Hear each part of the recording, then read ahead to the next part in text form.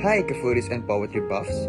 Welcome to another delectable episode of Foodcast, where we're just not savoring culinary delights, but diving fork first into the world of literature. I'm your host, Bryce, and I've got my taste buds tingling with excitement. Joining me are my fellow flavor enthusiasts, Van and Lycel. Today, we're not just brewing up coffee. We're steeping up ourselves in the poetic brew of Rabindranath Tagore's Unending Love.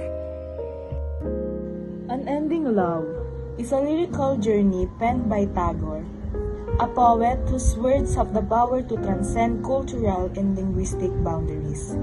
This Bengali poem, translated into English, explored the themes of love, devotion, and the eternal nature of connections. Indeed, Tagore's words unfold like petals, revealing layers of meaning. The poem seems to be a celebration of love, whether directed towards our creator or a human counterpart. Tagore's speakers seems to give his beloved with a necklace of songs. That, I guess, is a symbolic gesture representing the exchange of our heartfelt expressions.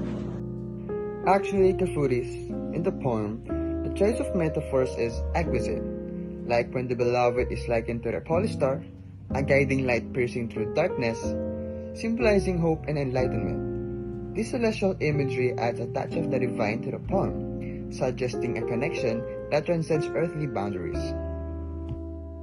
Yes, Kafoodie. What strikes me is the duality of their love, old yet perpetually renewing. It's a beautiful contradiction, showcasing the timelessness of their connection. It's not just a fleeting emotion, but a love that endures through the ages. Precisely. The concept of universality is intriguing, right? The speaker finds universality in the beloved, implying a connection that goes beyond the individual and taps into something greater. It's a love that resonates on a cosmic scale, echoing the eternal rhythm of the universe. And let us not forget the suggestion that this love persists even after physical separation or death.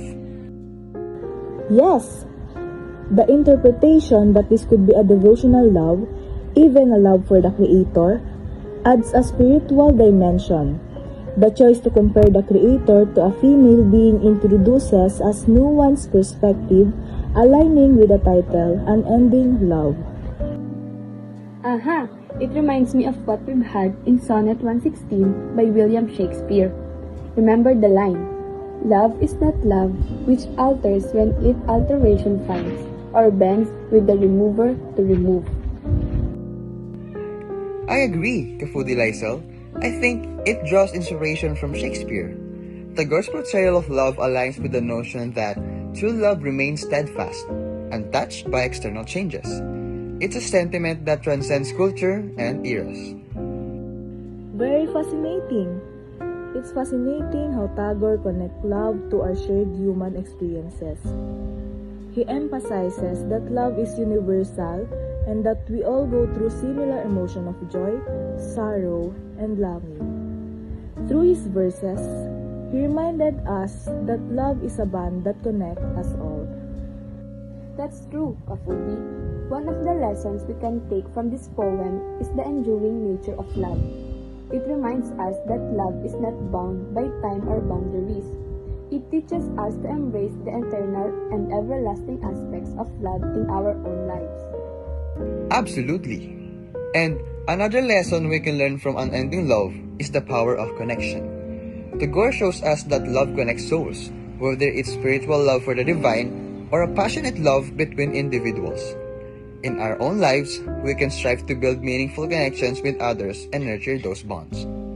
But let's also not forget the importance of cherishing the present moment. In the poem, Tagore merges memories of past loves into an everlasting experience of love. This reminded us to appreciate what we have right now and to live in the present, rather than dwelling on the past or worrying about the future. Absolutely, Kafoodie. And one practical way we can apply these lessons in real life is by practicing gratitude and expressing love to our loved ones. We can take a moment each day to appreciate the love we cherish and let them know how much they mean to us. Small gestures of love and affection can go a long way in cultivating lasting connections. Just like the moral of Bonsai by Edith Tiempo, that love is a cumulative small effort every day. Well said, beautiful Kafoodie Lycel.